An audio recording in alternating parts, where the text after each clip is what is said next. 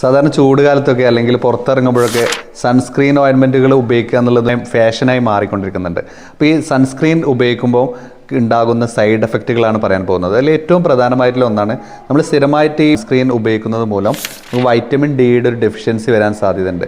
സാധാരണ സൂര്യപ്രകാശത്തിൽ നിന്ന് കിട്ടുന്ന ഒരു വൈറ്റമിനാണ് വൈറ്റമിൻ ഡി. നമ്മൾ ഈ സൂര്യപ്രകാശത്തെ തടഞ്ഞു നിർത്താൻ UV റേസിനൊക്കെ തടയാൻ വേണ്ടിയിട്ടാണ് സാധാരണ നമ്മൾ സൺസ്ക്രീൻ ഉപയോഗിക്കാറുള്ളത്. അപ്പോൾ ഈ വൈറ്റമിൻ ഡിയുടെ ഒരു ഡെഫിഷ്യൻസി ഉള്ള ആളുകൾ പ്രത്യേകിച്ച് സൺസ്ക്രീൻ ഉപയോഗിക്കുന്നത് ഒഴിവാക്കുക എന്നുള്ളത് ഏറ്റവും പ്രധാനമാണ്. പിന്നെ ചില ആളുകളിൽ ഈ കെമിക്കൽ സൺസ്ക്രീനുകളൊക്കെ ഉപയോഗിക്കുന്നത് മൂലം അലർജീസൊക്കെ ഡെവലപ്പ് ചെയ്യുന്നത് കാണാറുണ്ട്. അപ്പോൾ നമ്മൾ സാധാരണ അങ്ങനത്തെ ഉപയോഗിക്കുന്ന മിനറലായിട്ട് വരുന്ന അല്ലെങ്കിൽ ഓർഗാനിക്കായിട്ട് വരുന്ന സൺസ്ക്രീനുകൾ ഉപയോഗിക്കാൻ വേണ്ടി ശ്രദ്ധിക്കുക എന്നുള്ളത് ഇങ്ങനെ ഉപയോഗിക്കുന്ന ആളുകൾ ഏറ്റവും പ്രധാനമായിട്ട് കരുതേണ്ട ഒന്നാണ്. പിന്നീട് ഉള്ളത് കണ്ണിലൊക്കെ ചില ആളുകൾ കണ്ണിലൊക്കെ ഐ ഇറിറ്റേഷൻസ്, കണ്ണിൽ നിന്ന് ലാക്രിമേഷൻ, വെള്ളം ഒഴുകുന്നത്, കണ്ണിലൊക്കെ അലർജിയൊക്കെ ചില ആളുകളിൽ വരാറുണ്ട്.